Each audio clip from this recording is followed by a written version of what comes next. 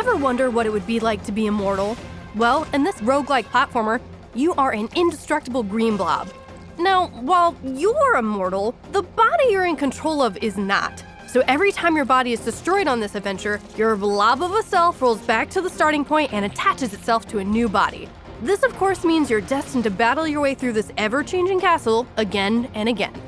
This game ain't easy, and the untimely deaths are sure to eat away at your sanity. So to help you avoid hurling your screen through a wall, here are 5 tips for dead cells. Tip number 1, red, purple, green. These 3 colors represent the 3 main stats for your character. Red represents brutality, purple represents tactics, and green represents survival. Scrolls of Power will award you a point to place in one of these 3 stats, which will alter your damage, health, and mutations. More on that last one in a sec. Be smart about their placement. As you advance through the castle, there are times one stat will be more important to increase than others, so check yourself before you wreck yourself. Point placement will also alter weapons and skills of the same stat type, so pay attention to how it affects your gear. But also, don't stress too much about placement because stats reset each time you die. And you're going to die. A lot. Tip number 2, a case of the runs. At first glance, this may not seem like a game of progress. When you're killed, you lose all your items, cells, and most of your money. The biggest trick to getting through this game without breaking something IRL is to think of each life as an individual run. A short-lived, highly fragile run. When you find vendors, sell your stuff, spend your gold, and use up those cells because you won't get to carry anything useful from one run to the next. Speaking of vendors, at each new zone, you'll talk to a fella who will allow you to pick up a mutation. These mutations cater to the 3 stats and scale with the Scrolls of Power, so keep this in mind when choosing. Mutations also reset with each run, but this is ultimately a good thing because it'll give you the freedom to experiment with your build. Oh, and here's a quick tip. There's always an item after the intro area of the Promenade of the Condemned. Each run, it will spawn a blueprint until you use it. Then, it'll spawn a gem. Tip number 3, perma-progress.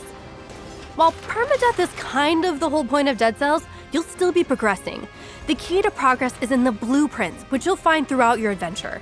When you meet the Collector, you can spend your cells on these blueprints, unlocking permanent upgrades and spawnable items.